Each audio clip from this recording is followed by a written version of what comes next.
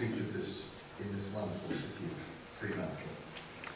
I'm an outsider to this activity, despite your generous introduction. I'm a macroeconomist, and I want to talk really about the question of the way in which ideas about protectionism have fitted into ideas about macroeconomic policy making. Supposing that we ended up, or began and ended up, in the position that Peter Lloyd put to us in the first talk today about the costs of protection. But suppose that we were nevertheless holding beliefs that protection was advantageous for other reasons, then we essentially have a conflict as to what we think we should do in the conduct of policy.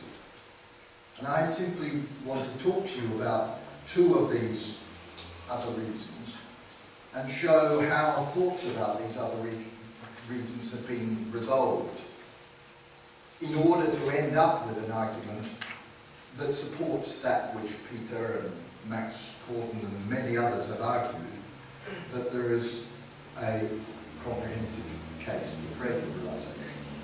And I want to argue that that's what happened during the Australian experience, that these other arguments were thought to be important and then put on one side. And the two that I'm going to argue have both been discussed this morning, so in one important sense, you can all go and have afternoon. No, I can't do that because you've got to listen to Jonathan Pink's after me. But you can ask me to stop straight away, in that I'm going to have nothing new to say here. It will be bringing together points that you've already heard from the other talks. And the two arguments about protection which have been important in Australia, that about distribution of income, and that about protection allowing the level of economic activity in the economy to be higher than it would be, an argument important at times of depression, of economic downturn. And so you have, that's the plot, and you have to ask yourself, well, what were these arguments that other people held, and why did they get abandoned? Now let's look at the discussion which William Coleman had with us, and ask ourselves really what was going on then. And what I've got to say bears a lot on what I learned from William about this. I'm very grateful for what he's talking about this. The Australian settlement, and this is a background to the analysis which William presented to you, the Australian settlement was a very striking one. It grew out of the way Australia was established soon after the time of federation at the beginning of the 20th century. Let's first of all look at the Harvester judgment, the famous case in which wages would be raised by those who received protection, and then protection would be offered by the tariff board to those who paid a fair wage. Let's look at the story about wages would be raised as a result of the wage fixing procedures. This was an absolutely fundamental benchmark case in 1907.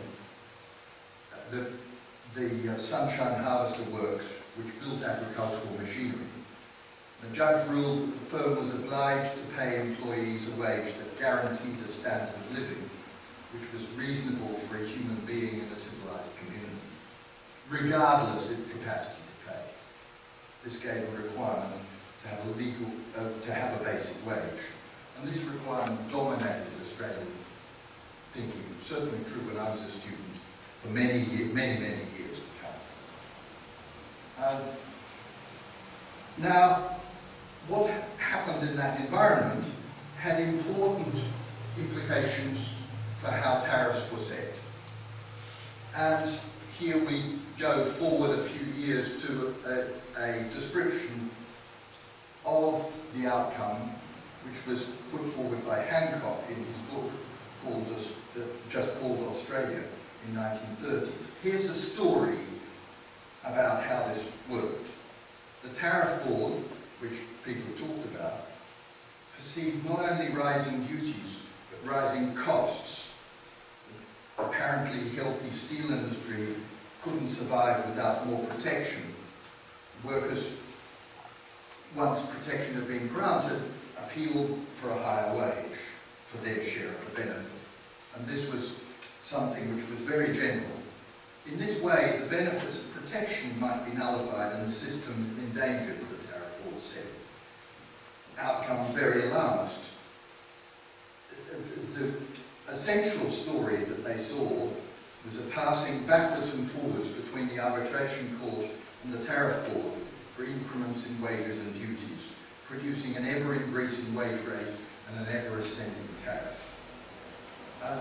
This led to a situation where the tariff board believed that the only outcome was giving it power to increase the general tariff rates to any level found necessary and desirable after report and recommendation.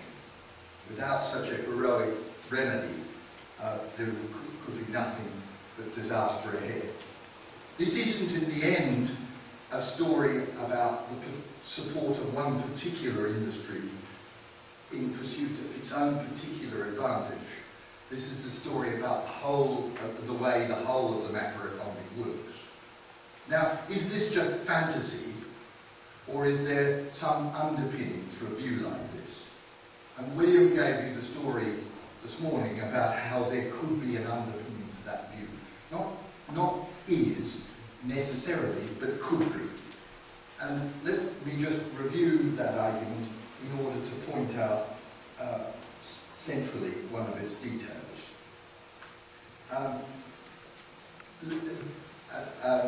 I discuss here how this Australian argument was a precursor to the general Stolper-Samuelson argument, which came to accept this Australian view for what it was worth. But the very simple story that William told us is all we need, and let's use that. Look at the way the model works, and it's very simple to go through this story in order to get to the key point which I want to get to, which is the story about the real wage. So if tariffs take the price of the imported good and cause it to rise because of the tariff, and if you take the price of the imported good as one, as the numeraire, if you've got a production function for the other commodity, food, which has diminishing returns, but as William said, if you have constant returns in the production of manufacturers, where LM goes into the production of manufacturers and LF goes into the production of food, and if these two amounts of labour add up to the total amount of labour, and if there's labour market equilibrium, so that the marginal revenue product of labour in the production of food is equal to what the marginal revenue product of labour is in the production of manufacturers, so that there is a allocation of labour so that these are brought into equality. If they're different, then there can be gains made in attracting labour from one sector to the other. If you look at the consumer price index made up of the two components, food and imported and manufacturers whose price is determined by the tariff on imports, and if you then compute the real wage as a result of this, you can work out what the real wage is going to be. Let me come back to that diagram picture argument when I've shown you the diagram. The diagram simply shows that if that's the total labour, and that's where the situation of the value of the marginal product was in the production of manufacturers before the tariff, That's the allocation of labour in food, and that's the allocation of labour in manufacturers, and that is the equilibrium. Now you raise the tariff, and you cause more of the production in the economy to be carried out in this industry and less in the production of food. What have you done? You've caused an outcome to happen in which the real wage has fallen. And why does this fall in the real wage happen? The fall in the real wage happens simply because the price of manufactures goes up and the wage follows the price of manufactures. And have I said it the right way around? When you impose a tariff, did I say that? When you impose a tariff, you increase the real wage. How do you do that? By causing the price of manufactures to rise, the wage rises, and the rise in the wage means, relative to the price of food, which hasn't changed, workers are now able to purchase more. That's the straight argument about the increase in the real wage, which comes from this story. When the tariff goes up, this is on the denominator, and the real wage rises. That's Williams' argument that he put to us. Now, let's ask ourselves what this assumes about the working of the whole of the rest of the macroeconomy. Well, remind yourself that at this time, Australia was on the gold standard. The pound was fixed to the UK pound until the time of the Great Depression, when there was a devaluation of the Australian pound. There was no active fiscal policy. Public debt was simply issued in London. In addition, interest rates were fixed in Sydney but followed those in London. There was no active monetary policy.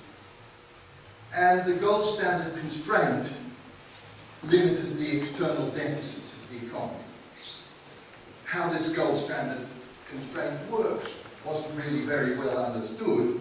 The argument goes back to David Hume, and crucially, this argument requires wage and price flexibility. But notice that this whole story which I've been talking to you about, which William described to you, was not one of wage and price flexibility. It was one in which the tariff pinned down the money wage, indeed the real wage, given those arguments put forward about the way the court cases work. There's no understanding that this version of the tariff argument was completely inconsistent with the understanding of the way the macroeconomy works. So, argument number one, the Australian settlement essentially views the workings of the macroeconomy as somehow being able to accommodate to the Australian settlement. But the other bits of the way the macroeconomy were meant to work didn't accommodate.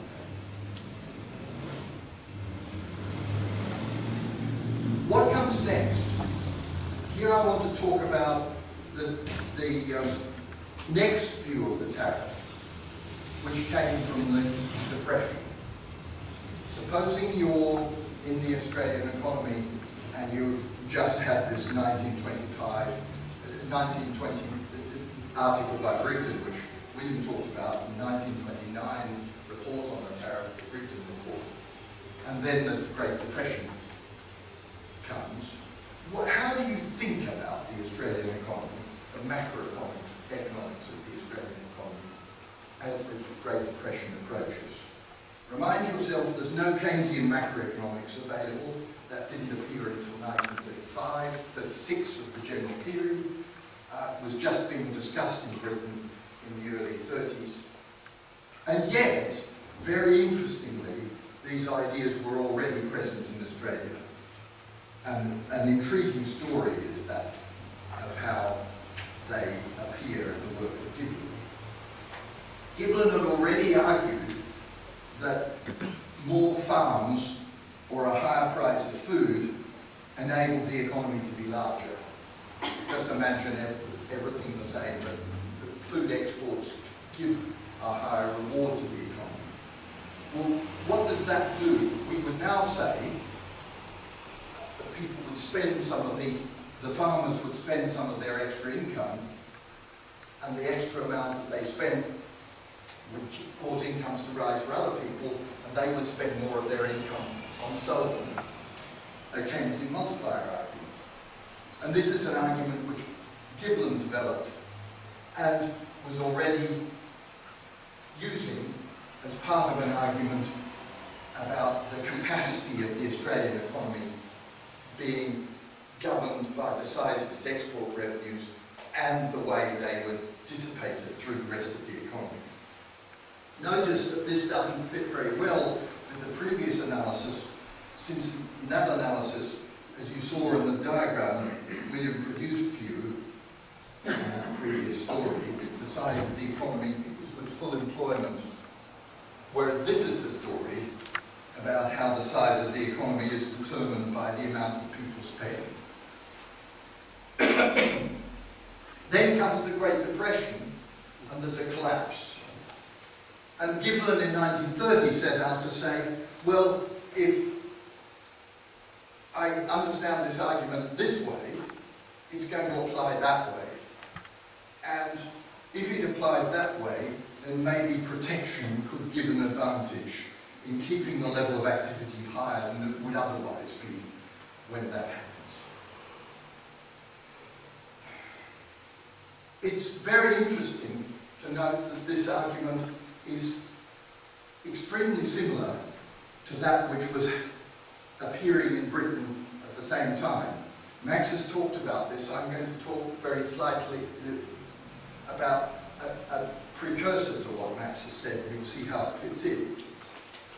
Britain was in an uncompetitive position with a balance of payments deficit and very high unemployment. And in 1930, the government commissioned a committee of inquiry, the Macmillan Committee, which had Keynes and 14 other eminent members, listed distinguished former civil servants, some academics, who met in London over a period of 9 months, which Keynes addressed on a total of 5 full days in the early stages and 3 days later on towards the end as they were beginning to write their report. And the intriguing thing about these presentations of Keynes, all published in the Keynes collected works, is that they are completely and utterly unconvincing. And Keynes writes to his wife at the end of the 2 critical days, appreciating that there was no proper understanding of what he was saying. Let me show you why. He sees that what the UK needs at this time is wage cuts, and judges that such a reduction in wages is likely to be impossible to bring about. This is the wage rigidity story, which is the centrepiece of the general theory published 6 years later. He thinks that currency depreciation could be a way out, the British economy just become more competitive. But having opposed the return to the gold standard in 1925, Keynes is determined, not quite clear how or why he thinks this, but he's determined to support the maintenance of the gold standard. As Mac pointed out, a year later Britain left the gold standard, unable to keep its position. But there's no argument from Keynes for currency depreciation. So what do you find Keynes arguing to the Macmillan Committee? That Britain should impose a tariff to essentially raise the price of imports and cause substitution away from imported goods by domestic consumers, increasing their demand for domestic goods and raising the level of activity. Keynes's conclusions in doing this caused near uproar in the committee and caused him to fall out violently with Lionel Robbins and other economists in Britain. The actual committee ended up ambiguously supporting this particular proposal, and then a year later Britain departed from the gold standard. The argument became irrelevant, and Keynes I think on this occasion, was when he, when challenged for changing his mind, said, well, when facts change, I change my views, what do you do? And you can see how, once the currency is depreciated, the argument for protection goes away. At the same time, Keynes also advocated fiscal expansion, but at this committee meeting he was very effectively attacked by Hopkins, the senior Treasury official who came to give evidence to the committee, on the basis of a crowding out argument, affected what we would now in an economics course describe as when this fiscal expansion, it can't have an effect on activity, will be crowded out by financial means. That wasn't properly understood or explained in this analysis, but that's what was going on. But crucially, Keynes was also attacked, and this is a critical point, what I want to say, on the ground, here we are in an economy with an uncompetitive position and an external deficit. Isn't it a bit odd that you're advocating fiscal expansion to get back towards full employment? That will be inconsistent with the external position of the economy. And it's, I think, possible to see this discussion at this committee as the basis for the two major things that Keynes did next. First of all, he wrote the general theory, essentially to attack the crowding out argument that a fiscal expansion could be effective in promoting employment. But secondly, I've always believed that this was only a way station towards the much larger achievement of the story about the Bretton Woods system, of how to manage an economy not just towards having higher levels of activity by promoting domestic demand, but also to ensure that the economy achieved external balance by being sufficiently competitive internationally, by, guess what, currency depreciation. So we end up in Keynes' argument with a story that's a situation like Britain's at that time, in which your desire both internal balance and external balance can be achieved by ensuring that you have the ability to change both domestic demand by fiscal policy and external competitiveness by the exchange rate. That's an important prelude to going back to the Gibbon story, where there was not the argument available about being able to pursue the combination of internal balance and external balance by the use of both weapons, by the use of fiscal policy and by the use of exchange rate depreciation.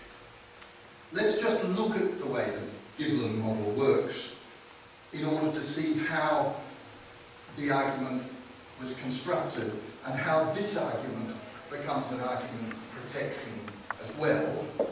And as we do, we'll also notice that someone who'd been crucial in proposing the earlier argument for protection, which appeared in the Brigden report, was now producing an argument which contradicted that earlier argument, but was still an argument for protection. This is how the history of economic thought story proceeds, in which you watch people searching for arguments and changing their minds in important places. We've now got a more general story, and again I owe this story, which I'm going to present, to William Coleman and his colleagues' presentation of this in a book which they wrote called The Gibbon Platoon, published 6 years ago, about a group of four famous Australian economists, all from Tasmania. Now 3 sectors, and this is exactly the argument, the structure of the story that Paul talked to you about. food is exported and consumed at home. Imports, manufactures are now consumed at home, but they're all imported from abroad. And there's a service sector, a non-traded sector. And so we're making this distinction that Peter Lloyd questioned, but Max Gordon reminded us is helpful as a distinction, even though the distinction is difficult to firmly divide when we come to implement it. Now this is a story in which a fall in export receipts causes a fall in expenditure by farmers, which causes a fall in income to those who get expenditure by farmers. Those in the services sector who get that causes further falls in expenditure and a downward multiplier process. Now what happens in this model? Well, the depreciation of the exchange rate will cause substitution away from imports, and it will also induce an increase in the supply of exports. And so, at that time, a depreciation is recommended cautiously, and what happened in 1931. But notice also in a setup like this, if there's an increase in protection, then that's, now here's the crucial stage in the argument, if there's an increase in protection, then what will happen is that the expenditure of the farmers and those in the services sector, part of which leaks away into imports, leaks away less into imports and is concentrated more on the expenditure on home output, and so the level of output in the economy is raised. And I'm going to not go fully through the full equilibrium other than very quickly, just to point out to you that this is a very familiar textbook kind of story in which we have income in the economy here, and we have leakages and injections in the economy here. Here's the injections coming from the expenditure of foreigners on our exports of food, and here's the leakages in the economy coming from both the farmers and everybody else's expenditure on imports, and also any expenditure on food which they make, which will leak away from abroad, just like imports. So when they purchase food, it means that less of the food will be exported. And the outcome when this falls is that the income in the economy contracts. So that's a multiplier argument for what happens when there's a reduction in injections. Now what happens if you increase protection? Well, increase in protection will reduce the leakages in the economy and cause the economy to go backwards in this direction towards a higher level of income. That's an argument for protection completely different from the earlier argument. And it's an argument which was enormously important politically in the 1930s. You talked about the Scullin, huge increases in protection in that first talk that you gave, and that's what happened. And this is an underpinning for that view. Now let's just notice quickly that when you, all this picture I have described, but I've given you the analysis verbally. Let's just notice that the real wage here goes the opposite way when you increase the tariff. That's to say, in this argument, which is now being argued by a number of economists, when you raise the tariff to try and improve the level of activity, that's going to depress the real wage. Why is that? Well, you've now got three sectors, and when you put a tariff on the imports of manufacturers, that's going to raise the price of some of the goods which workers consume and depress their real wages.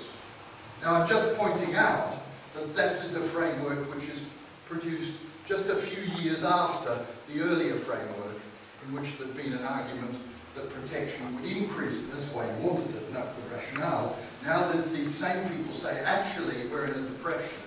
We want to find a way of increasing activity. How can we do it? Protection might help. Yes, it reduces the real wage, but now that's our ambition.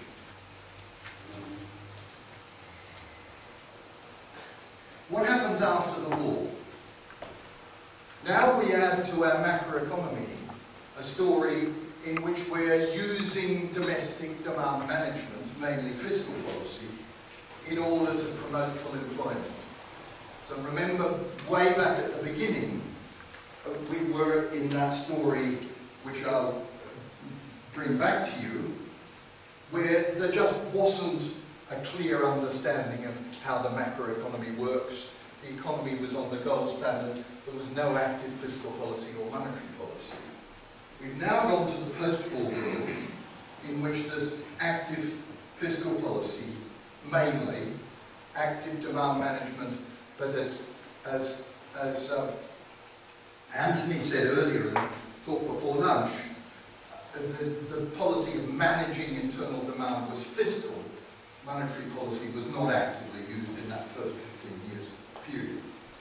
But this is still a period in which a model like the Gibbon model is dominant in thinking. It's a model which is still has this feature that the income is determined in the economy where linkages equal injections.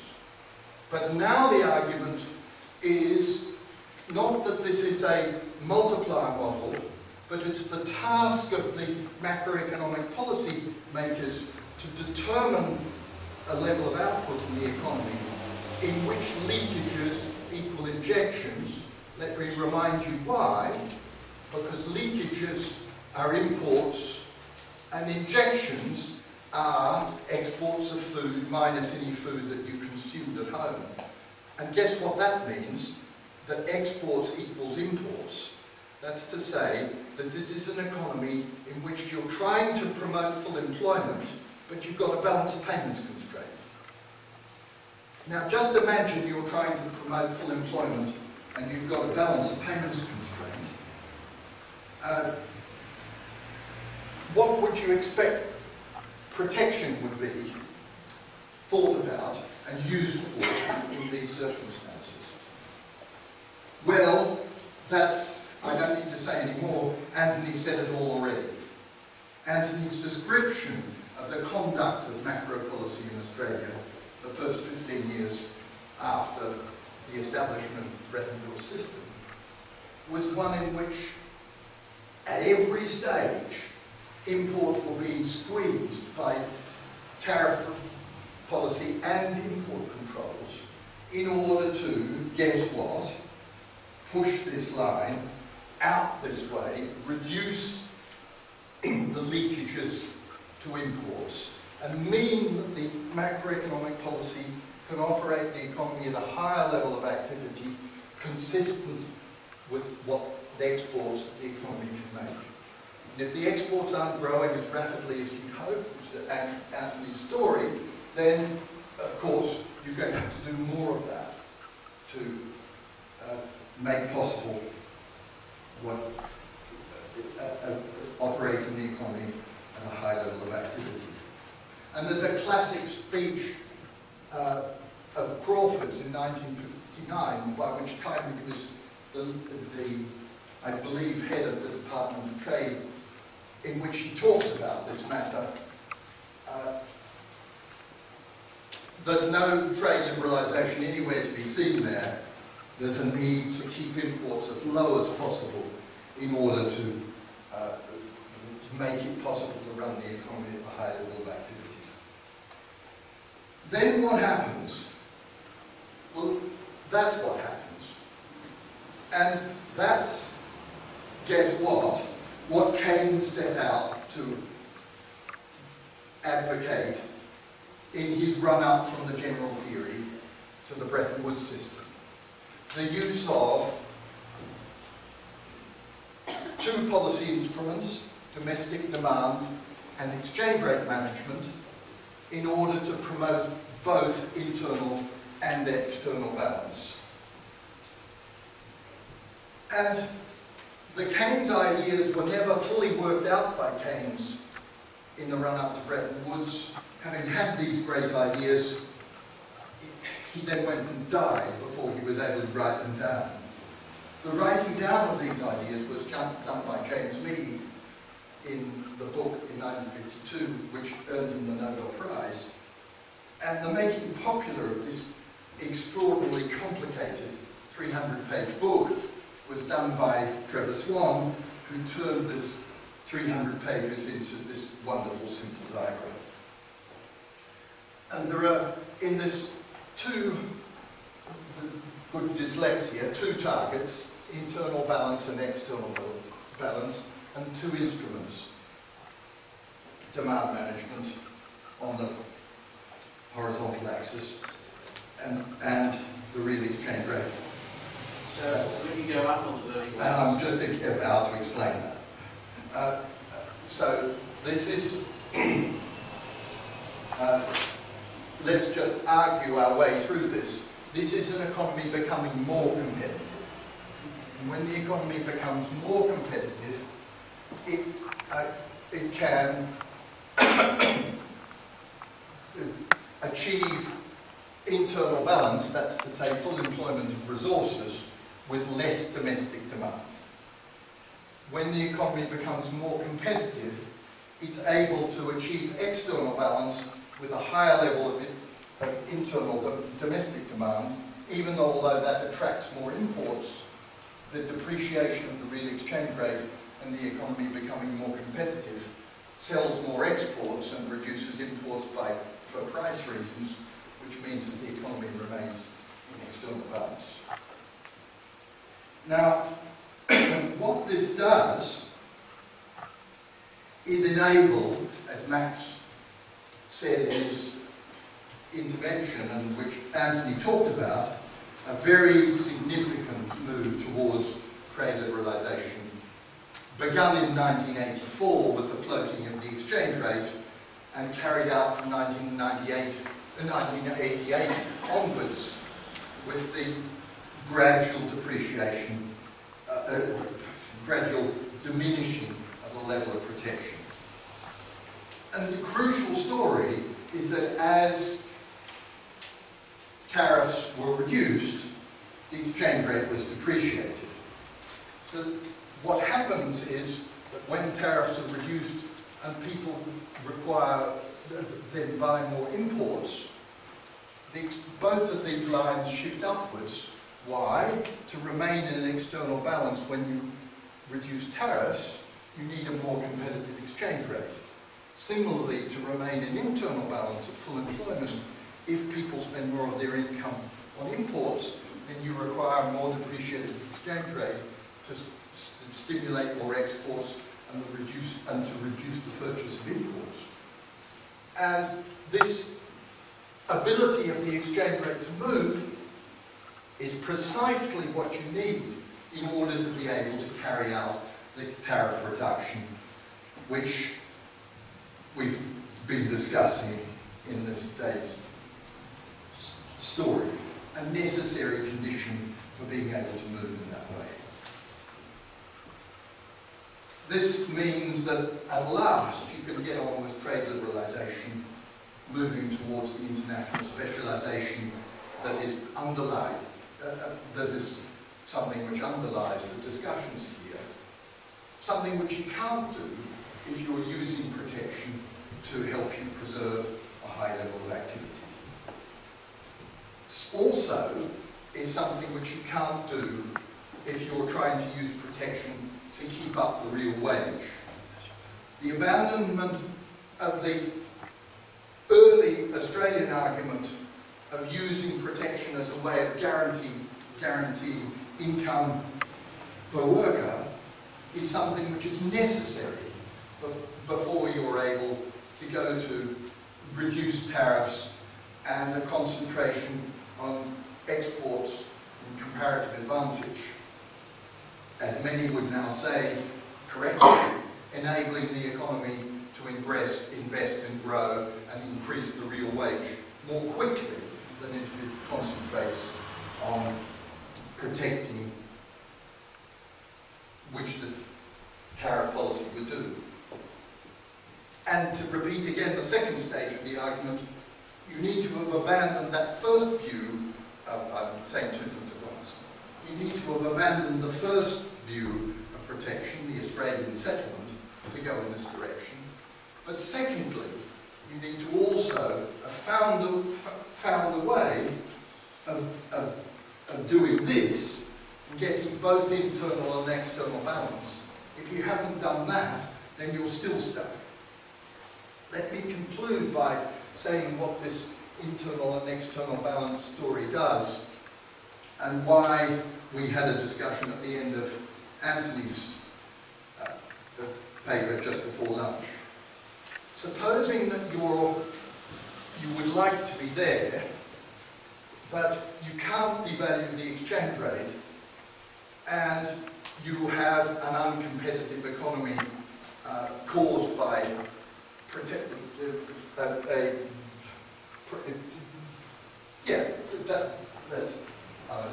let me get that sentence to come out from the beginning. Suppose you have an uncompetitive economy and can't devalue the exchange rate, then you're in a position where to get to full employment you'd have a deficit.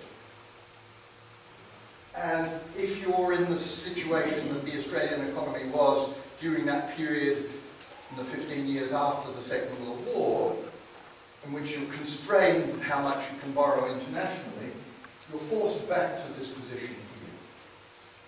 Now, what happens if you're free to move the exchange rate? You're able to move to that position and to expand demand and push the economy back towards full employment. That ability to move the exchange rate may be something which you need to do permanently. And this was the point of discussion that we had.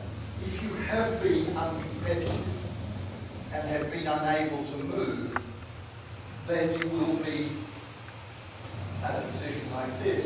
And what you need is a permanent movement at that time.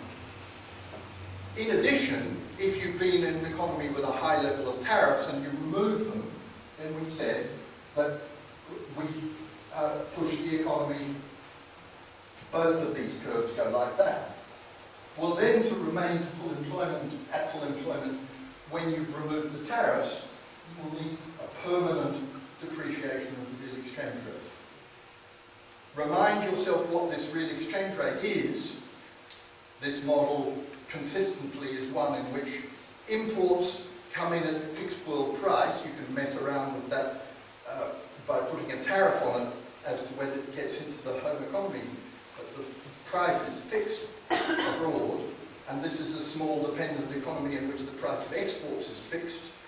And what you do when you devalue the exchange rate, measured in domestic currency, is make both of those things go up relative to the given price of wages and domestically produced goods.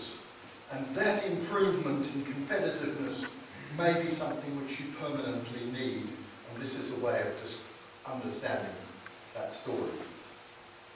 Max said how important all this is to the future of understanding of what's going to happen in Europe.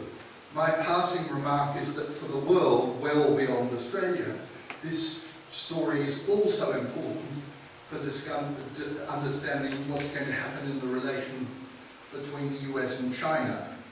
With a perpetually fixed exchange rate between China and the rest of the world is faced in being in a position just like this, and this difficulty for the rest of the world is part of the difficulty of the failure of the global recovery to keep going, which we're watching in a minute.